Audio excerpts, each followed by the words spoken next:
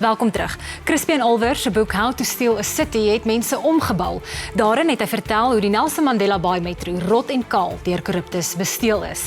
En nou het hy sy fokus na Kaapstad verskuif met A House Divided, waarin hy die delil en die zero onstuimighede van so jaar en 'n half gelede ondersoek het. Crispian, do we neglect reporting on city and local politics, and at what cost? Oh, completely. I mean, I think the real drama of our politics is taking place at city level. And we've, since the 2016 local government elections, we've now got a real diversity of governing coalitions and parties in charge of the different metropolitan areas of the country.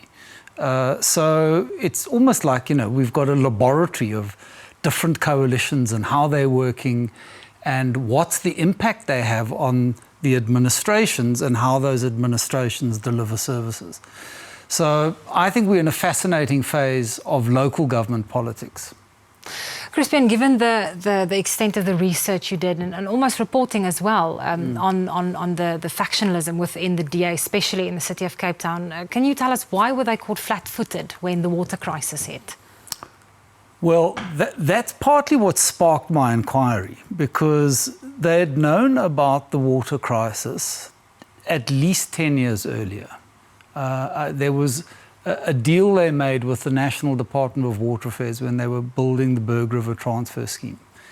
And that deal was that the City of Cape Town would do all the other water augmentation measures.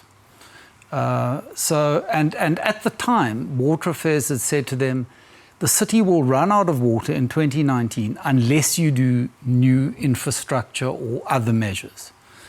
There was even a date that they would run out of water on. And I set out to try and understand why they were so ill-prepared. And what I uncovered was a major organizational restructuring. Started just before the 2016 elections, and then straight after those elections, they went and purged a whole lot of senior managers and really good technical staff. And I went and interviewed a lot of these technical staff to find out why had they been purged. What was Patricia de Lille's role in the purge?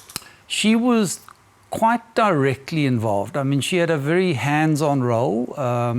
There was a powerful unit in her office called the Strategic Planning Unit, the SPU, staffed with some, very smart, young, largely DA apparatchik types.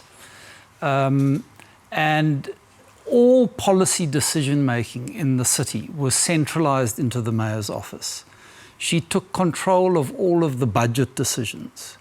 And a lot of the officials spoke to me and said, it was impossible to get decision-making through the city because, a city is a big, complex machine. There's thousands of decisions being made every day. You can't just centralize that all into the mayor's office. So they created this logjam and they ripped policy away from their senior managers at the precise time that they hit the real extent of the water crisis becomes evident. I mean, certainly they must have known. So even if the decision-making was centralized within this little committee that was created, why were the right decisions then not made?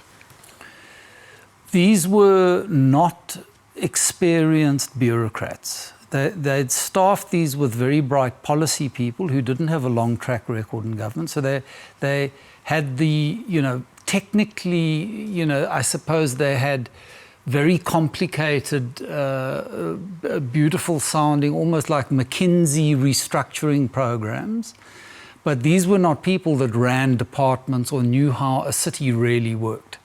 And to run a complex organization like a city takes a lot of experience. You can't just arrive from outside and start dictating how it should happen. Timing is an interesting issue, and you talk about her candidature and her campaign for the position of mayor of the city. And she sort of ran on a pro-poor agenda. Yeah. Is that then what happened when she was elected? So de Lille had, as you say, they fought the 2016 election on a very progressive platform. It was a racially integrated city, social integration. They wanted to densify.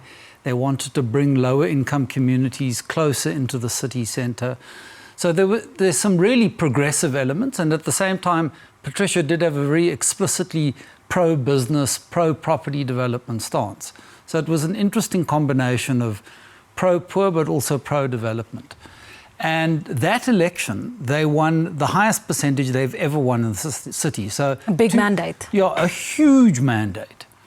And so post the 2016 election, you've got Patricia de Lille with this huge amount of political capital. They are buoyed up having won the election. They've got a big capital development fund in the city, so they really had the ability to spend on all of the stuff that she had been proposing. And what happened? That agenda fell apart. And I slowly unraveled why it fell apart. And basically the political leadership were distracted with a number of large, very controversial property deals. Deals that their officials were telling them not to do. And there were really strong reasons not to do them. So, you know, West Cape up the West Coast was in a nuclear evacuation zone. I mean, that's about as strong a reason to not do that development. And there were a whole lot of other technical transport, water infrastructure. The city just couldn't afford that kind of development. So were these deals that she sort of pushed through and helped to cut through the red tape, were they pro-poor? No. She claimed there was a social housing element to them. In reality, it was a fairly marginal one. So, you know, parts of the Foreshore project, there was going to be some social housing at the bottom of some of those blocks. But none of the deals had an explicitly pro-poor, pro-social housing agenda. And they blew all their political capital basically. I mean, these deals were making private developers wealthy. That was really what was going on. And it was very difficult to work out why else they were driving them, other than something we couldn't see, some sort of backroom arrangement. What's the situation in Cape Town now? Do you think they've learned the lessons? Well, they've certainly got a city manager who I think understands the devastation that was wrought in that city. And I documented that devastation quite minutely. And he told me in an informal chat, listen, we're unraveling this restructuring. We're not saying it openly, but we're backtracking out of that restructuring. I think, you know, the mayor certainly, you know, Dan Plato is certainly not going to inspire anyone in particular, but he has stabilized the situation.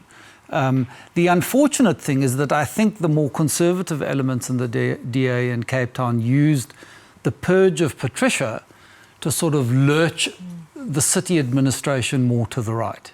And I think that's unfortunate because the Cape Town electorate was saying, we like your pro-poor agenda. And that's a whole conversation on its own. Crispian, thank you so much for your time tonight. Met daardie gesprek kom ons dan aan die einde van die program. Dankie vir die inskakel en totsiens.